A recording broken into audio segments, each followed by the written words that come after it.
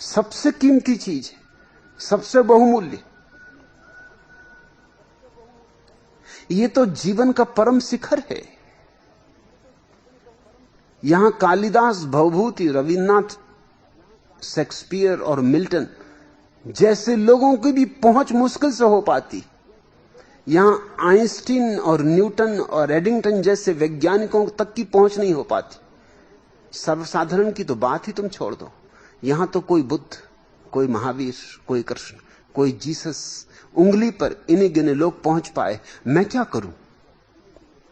नियम यह है, एस धम्मो सनातनो।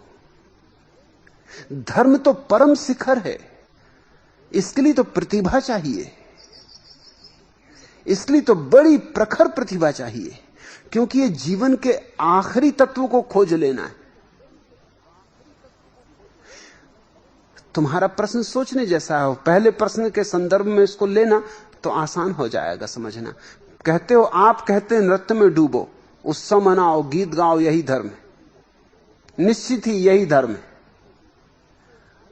और अगर तुम नृत्य में नहीं डूब सकते, गीत नहीं गा सकते, उत्सव नहीं मना सकते, तो और क्या करोगे? तुम कहते हो इसकी फुर्सत कहां है,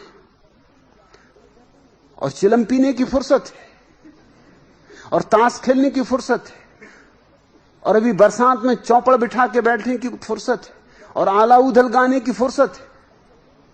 किन गंवारों की बात कर रहे हो? यहां यही गंवार गांवों में बैठ के हनुमान चालीसा पढ़ रहे हैं, और हनुमान जी की पूजा करने की फुर्सत है, और गीत गाने की फुर्सत नहीं, और नाचने की फुर्सत नहीं, और उपद्रव करने की फुर्सत है। हिंदू मुस्लिम दंगा करना हो तो बिल्कुल फुर्सत है, और बलात्कार करना हो तो फुर्सत है, हरिजनों के झोंपड़े जलाने हो तो फुर्सत है, और चुनाव लड़ना हो तो फुर्सत है।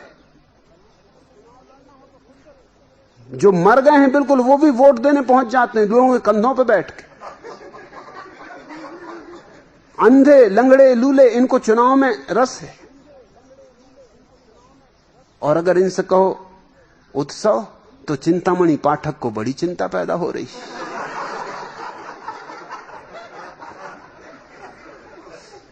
तुम कहते हो फुर्सत कहां है लोगों को? निर्धनता का अभिशाप झेल रहे। कौन जिम्मेवार है? अगर झेल रहे हैं तो खुद जिम्मेवार है, और तुम जैसे लोग जिम्मेवार हैं, जो उनकी निर्धनता का किसी तरह का सुरक्षा का उपाय खोज रहे हो। क्यों झेल रहे हैं निर्धनता का अभिशाप? 5000 साल से क्या भाड़ झोंकते रहे? अमेरिका 300 साल में समृद्ध हो गया, कुल 300 साल का इतिहास, और दुनिया के शिखर पर पहुंच गया। तुम क्या कर रहे हो? तुम्हें लेकिन फुर्सत है रामचरितमानस पढ़ने की, हर साल रामलीला खेलने की, वही गांव के गुंडे राम बन जाएंगे और उनके पैर छूने की, और गांव का कोई मूर्ख सीता बन जाएगा, और तुम जानते हो कौन है ये, मूंछें मुड़ाए खड़ा हुआ है, और सीता मैया कर रहे हो। तुम्हें फुर्सत है इस सब की? मैं नहीं देखता कि तुम्हें फुर्सत की कमी। मैं गांव से परिचित हूं, मैं गांव में ही पैदा हुआ हूं। गांव के लोगों के पास इतनी फुर्सत है कि समय कैसे काटे, हर तरह से समय बर्बाद करने की फुर्सत है, मगर आलसी हैं, बेईमान हैं। और तुम्हारे महात्माओं ने तुम्हें बेईमानी और आलसीपन सिखाया है। वो तुम्हें सिखा गए कि क्या करना है। अरे सबका देखने वाला भगवान है, जब उसकी मर्जी होगी तो छप्पड़ फाड़ कर देता है। अभी तक किसी को छप्पड़ फाड़ के दिया देखा नहीं, और देगा भी तो संभल के बैठना, खोपड़ी ना खुल जाए, छप्पड़ ही ना गिर जाए कहीं। तुम कहते हो फुर्सत नहीं है, और कर क्या रहे हैं गांव के लोग 24 घंटे? और हर तरह के दंगे फसाद की फुर्सत है, सत्यनारायण की कथा में बैठने की फुर्सत है, डंडे चलाना हो तो एकदम तैयार है, नाग पंचमी पर दंगल करना हो तो दंगल के लिए तैयार है, सांप की पूजा करनी हो तो तैयार है। दूसरे सज्जन ने पूछा हुआ है कि मेरा विश्वास सनातन धर्म में, बजरंग बली, महावीर में मेरी अटूट श्रद्धा है, आपकी बातें मुझे दिलचस्प तो लगती हैं, लेकिन हमारे सनातन धर्म से उनका मेल नहीं बैठता। क्या आप बताने की कृपा करेंगे कि मुझ में क्या कमी?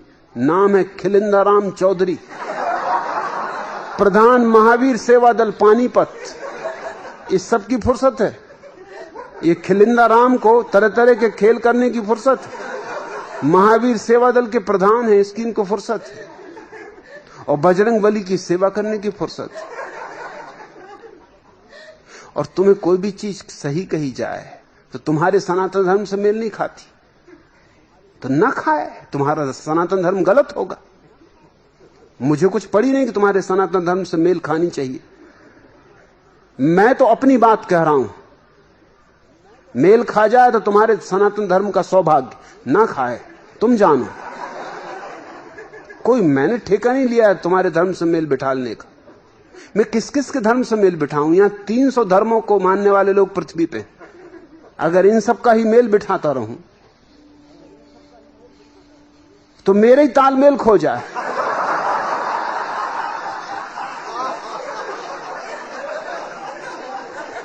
किस किस का मेल बिठाना? यहां तरह तरह के मूड पड़े हुए और सबकी अपनी धारणाएं। अब तुम्हारी अटूट श्रद्धा बजरंग बली में, तुम आदमी हो ये क्या हो? और कमी पूछ रहे हो? बजरंग बली से पूछ लेना, वो खुद ही हंसते होंगे कि ये देखो मूर्ख खिलिंदा राम होके और बजरंग बली की सेवा कर रहे हैं।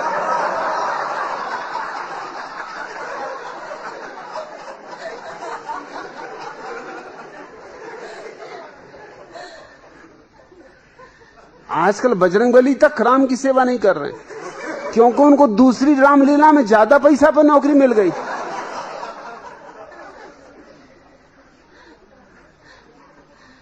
इस तरह के लोगों से ये देश भरा हुआ है। जमाने भर की जड़ता को तुम सनातन धर्म कहते हो, हर तरह के अंधविश्वास को तुम सनातन धर्म कहते हो। और तुम्हें जब कोई अनुभव नहीं, तुम्हें अटूट श्रद्धा कैसे हो गई? और अटूट श्रद्धा थी तो यहां किस लिए आए हो? तोड़वाने आए हो श्रद्धा?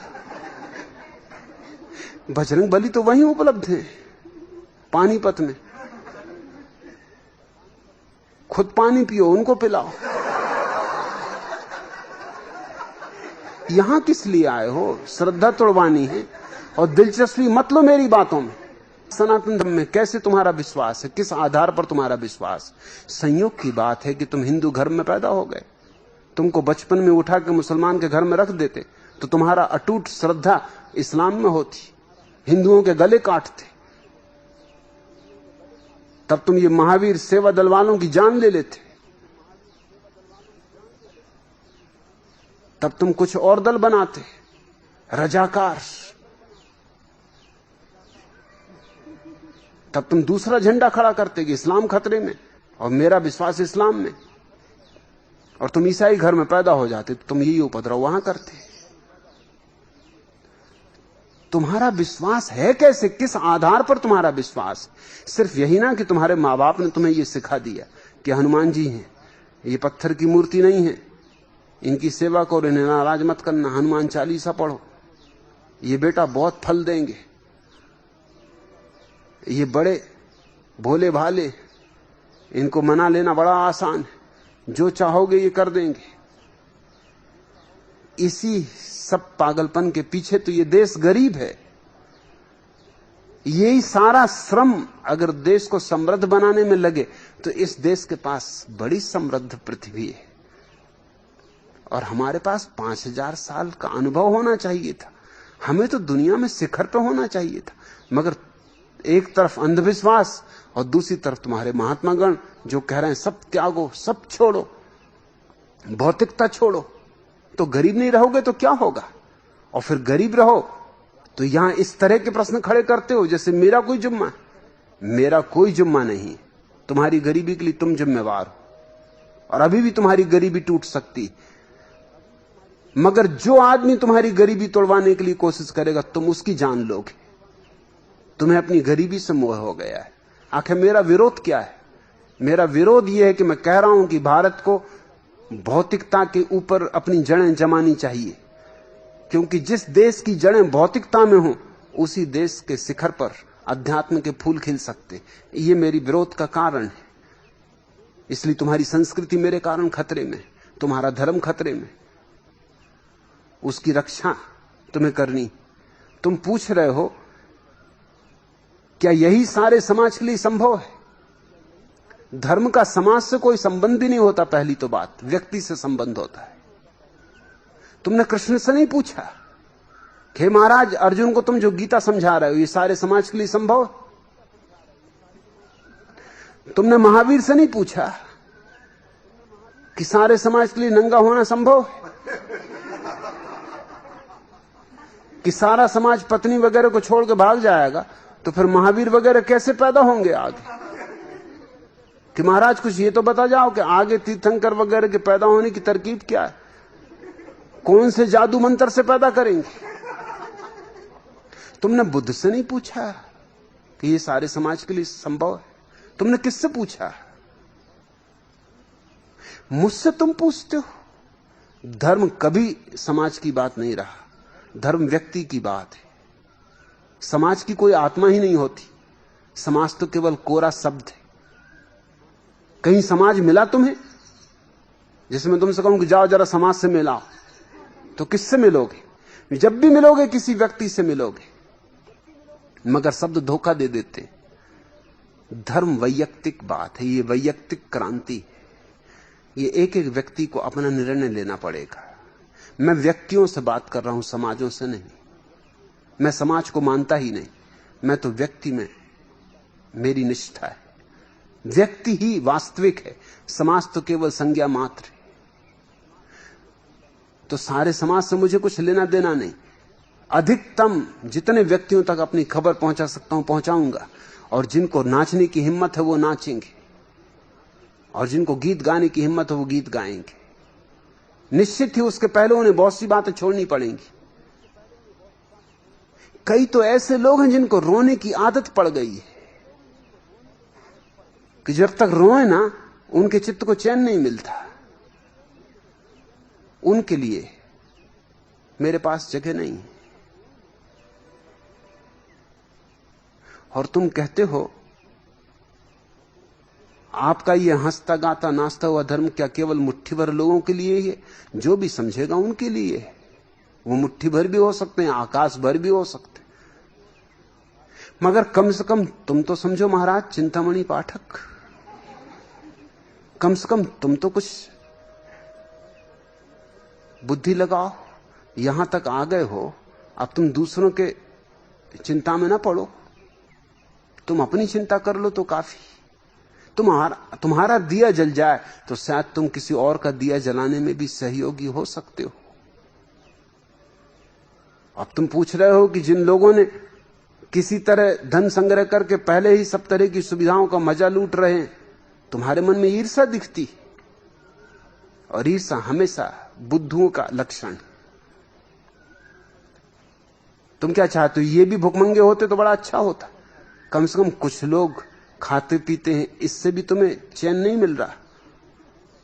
100 में से मुल्क में मुश्किल से 2% आदमी खाते पीते, 98% तुम्हें चैन नहीं मिल रहा है, शांति नहीं मिलती आत्मा को। इन 2% को भी नंगा कर दो।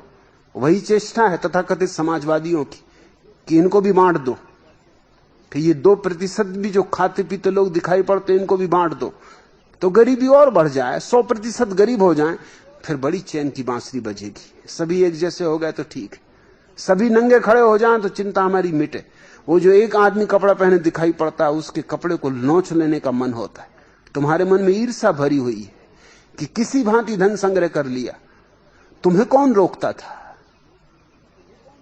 और धन संग्रह किसी भांति नहीं होता, उसके लिए भी बुद्धि चाहिए। बुद्धू भर नहीं कर पाते। मगर बुद्धू अपने बुद्धूपन का बचाव करने के लिए तरकीबें सोचते हैं। वो सोचते हैं हम सीधे साधे आदमी, धार्मिक आदमी, इसलिए धन इकट्ठा नहीं कर पाते। ये बेईमान धन इकट्ठा कर रहे हैं। बेईमानी के लिए भी थोड़ी बुद्धि चाहिए, और ईमानदारी के लिए तो बहुत बुद्धि चाहिए। ईमानदारी से जो धर्म इकट्ठा कर सके उसके लिए तो परम बुद्धि चाहिए। मगर मैं बुद्धुओं के पक्ष में नहीं हूं। और बुद्धूपन को मैं कोई ईमानदारी नहीं मानता, डरपोक और कायरों को मैं कोई ईमानदारी नहीं मानता। ईर्ष्याएं छोड़ो, श्रम में लगो। तुम भी धन पैदा कर सकते हो, धन पैदा करना होता है। सारा देश धनी हो सकता है, सारी पृथ्वी धनी हो सकती है, लेकिन गलत धारणाएं हमें रुकावट डाल रही हैं। और मैं तुमसे ये कह देता हूं कि जो लोग सुविधाएं भोग रहे हैं वे ही केवल धर्म का अर्थ समझ सकते। राम किसी भिखमंगे के घर में पैदा नहीं हुए थे। उनके बाप दशरथ ने किसी भांति धन इकट्ठा कर लिया होगा। धन आया कहां से? और न बुद्ध किसी घर में पैदा हुए थे गरीब के, और न महावीर किसी गरीब के घर में पैदा हुए थे। जैनों के 24 तीर्थंकर ही राजाओं के बेटे थे। ये धन किसी तरह से इकट्ठा कर लिया होगा बेईमानों ने, और इन बेईमानों के घर में तीर्थंकर पैदा हुए। कृष्ण भी कोई गरीब के बेटे नहीं थे। ये सब बेईमानों के घर में तुम्हारे अवतार पैदा हुए। इन अवतारों को शर्म ना आई? डूब मरे चुल्लू भर पानी में। होना था पैदा कहीं नंगे भिखमंगे, कोढ़ी, लंगड़े, लूले, इनके घर में पैदा होना था। कोई जगह चुननी थी ढंग की। दरिद्र नारायण के घर में पैदा होना था, मगर एक भी दरिद्र नारायण के घर में पैदा नहीं हुआ।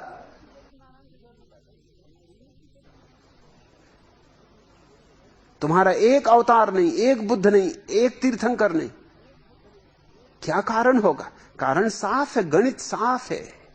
जिनके पास सारे तरह की संपन्नता होती उनके जीवन में ही बड़े सवाल उठते, विराट सवाल उठते। जिनके पास धन होता है उनको यह बात दिखाई पड़ती कि धन से न आनंद मिला न शांति मिली, तो अब हम क्या करें। जिनके पास धन नहीं होता वो सोचते हैं धन मिल जाएगा तो सब मिल जाएगा। मैं तो सबको धनी देखना चाहता हूं, ताकि प्रत्येक व्यक्ति समझ पाए कि धन की एक सीमा है और उस सीमा के पार भी बहुत कुछ, मगर वो धन हो तो ही समझ पाएगा, नहीं तो नहीं समझ पाएगा। अब मैं क्या करूं? तुम्हारा अतीत सड़ा गला है, उसके लिए मैं जिम्मेवार नहीं हूं। मैं तुम्हारे भविष्य को बदल सकता हूं, लेकिन तुम मेरी सुनो तो। मेरी बात सुनने की भी तैयारी नहीं, मेरी गर्दन काट देने की तैयारी, तो तुम्हारा भविष्य भी इतना ही सड़ा गला होगा जितना तुम्हारा अतीत था। इससे भी ज्यादा सड़ा गला होगा, क्योंकि सड़न गड़न पुरानी होती जा रही और गहरी होती जा रही। मगर मैं तुमसे इतना ही कहूंगा कि धर्म सर्वसुलभ नहीं हो सकता। तुम्हें धर्म की ऊंचाई तक उठने के लिए श्रम करना होगा। धर्म तुम्हारी नीचाई पर नहीं उतर सकता। तुम्हें अगर सूरज की तरफ जाना है तो तुम्हें पंख खोलने होंगे। तुम ये चाहो कि सूरज तुम्हारे घर में आया, द्वार खटखटाया कि भैया चिंतामणि पाठक उठो, मैं सूरज हूं, आया हूं तुम्हारे घर में रोशनी करने, तो तुम ये आशाएं मत करो। सूरज की तो बात छोड़ो, बिजली घर के दफ्तर का कोई आदमी भी आने वाला नहीं। वहां भी जाकर रुश्वत दोगे तो शायद बिजली का बल्ब तुम्हारे घर में लगे तो लगे। सूरज क्या खाक तुम्हारे घर में आएगा, और आ जाएगा तो तुम खाक हो जाओगे। तुम्हें ही उड़ना पड़ेगा सत्य की तरफ। ऊंचाई तक पहुंचने के लिए, शिखरों पर चढ़ने के लिए तुम्हें श्रम करना होगा। धर्म सर्वसुलभ नहीं हो सकता। जिनको धर्म चाहिए उनको तैयारी करनी चाहिए, उनको श्रम साधना के लिए साहस जुटाना आवश्यक है। उसे ही मैं संन्यास कहता हूं। आज इतना।